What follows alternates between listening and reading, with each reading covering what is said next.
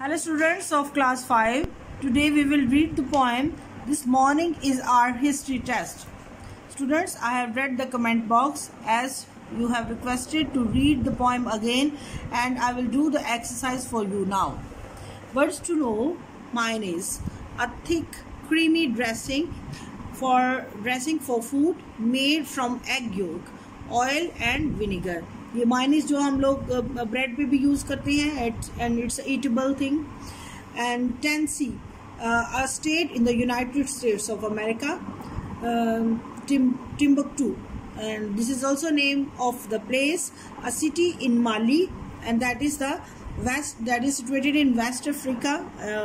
West Africa का country है, and I will explain you further now. Let's start the reading. This morning is our history test. I have pinned my notes inside my vest. आज की सुबह हमारा history का या तारीख का इम्तहान था या टेस्ट था.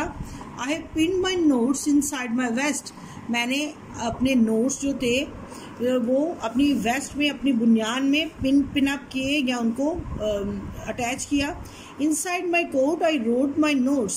कोट के अंदर भी मैंने नोट्स लिखे, including dates and famous quotes, जो तारीखें लिखी और फेमस कोट्स जो मशहूर जो थी कोट्स थी, जिनको हम कहते हैं कि sentences, famous sentences. I have written more upon my hand, और अपने हाथ के ऊपर भी कुछ लिखा.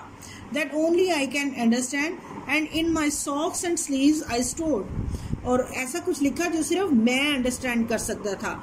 एंड और मेरे सॉक्स के अंदर, मोज़ों के अंदर, एंड स्लीव्स, बाजुओं के अंदर, ये जो स्लीव्स हम पहनते हैं, तो उसमें मैंने लोड किए. स्टोर का मतलब है स्टोर किए या पैक किए या लोड किए, उसमें भरे नोट्स.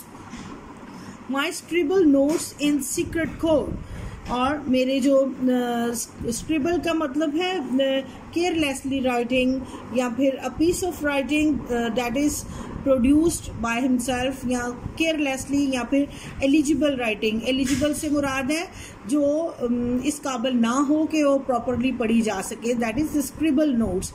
ऐसे नोट्स मेरे जो सिर्फ मैं पढ़ सकता था, और वो इतने ज़्यादा एलिजिबल नहीं थे रीडिंग या राइटिंग के लिए.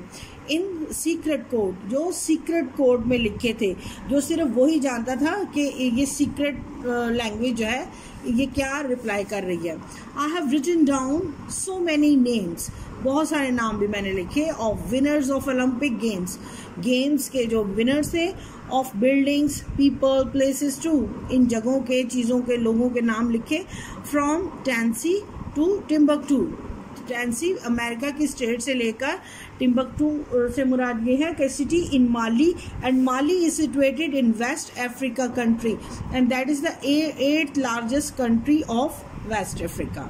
तो यहाँ तक मैंने, यानी इतना ज़्यादा उसने जो था वो लिखा या कॉपी किया, और उसको फिर छुपा के और इम्तहान में लिखा. That is called the cheating. I even copied down a piece on ancient Rome and ancient Greece.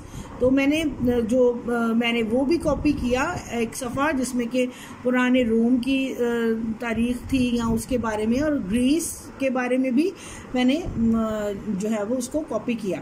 Plus everything from Shakespeare's place, और सबसे इम्पॉर्टेंट जो शेक्सपियर है that is famous for play writing. तो मैं शेक्सपियर की भी कुछ thoughts या राइटिंग्स जो थी उसको भी मैंने ऐड किया, और नोट्स को मैंने कॉपी किया. टू हु इन्वेंटेड माइनीस, और जिसने माइनीस दरियाफ्त की उसके भी मैंने जो है वो राइटिंग की. I came to school so well prepared, और एक दिन ऐसा था कि मैं बहुत वेल प्रिपेयर्ड होकर स्कूल गया, तैयार होकर. आई वॉजंट नर्वस, तब मैं नर्वस भी नहीं था. wasn't scared, खौफज़दा भी नहीं था. but here it's the history test. I look inside my coat and vest to get the dates and famous quotes, and find I cannot read my notes. और तब मैंने कोट में, वेस्ट में, कोई मेरे पास फेमस नोट्स नहीं थे, लेकिन मैं ना पढ़ सका उनको. So much for Shakespeare, Greece and Rome. I left my glasses back at home. और शेक्सपियर, ग्रीस और रोम के जो नोट्स थे मैं उनको नहीं पढ़ सका, इसलिए कि मेरे ग्लासेस जो थे या मेरे स्पेक्टिकल्स जो थे जो मैं यूज़ करता हूँ, तो that is the helping aid, तो वो घर पर रह गए थे. तो students, it's a very small story. It happens with the children. Sometimes they cheat and in the exams, and in the last paragraph the whole theme is given that when we cheat, that one day इस तरह होता है कि हमारे साथ भी कुछ अच्छा नहीं होता, फिर जो गलत चीज़ होती है वो गलत ही होती है, and the right is always right. So this is a small poem. Let's start the answer questions. Here I will read the questions and then answers I have written over here. Which item of clothing did the child write notes on? किस किस कपड़े पर उसने notes लिखे? The child wrote the notes inside his vest and he hid his notes in the socks and sleeves and stored them. और उसने उनको वहाँ पर जो है वो लोड किया, उनको भरा, sleeves को भरा और socks को भरा. Next is, find two phrases to show that the child has written the notes in such a way that other will not be able to read them. दो जुमले या इस तरह के बताएं जिसमें लगे कि वो उसने सिर्फ अपने लिए लिखा था. The notes were scribbled and he wrote in secret code.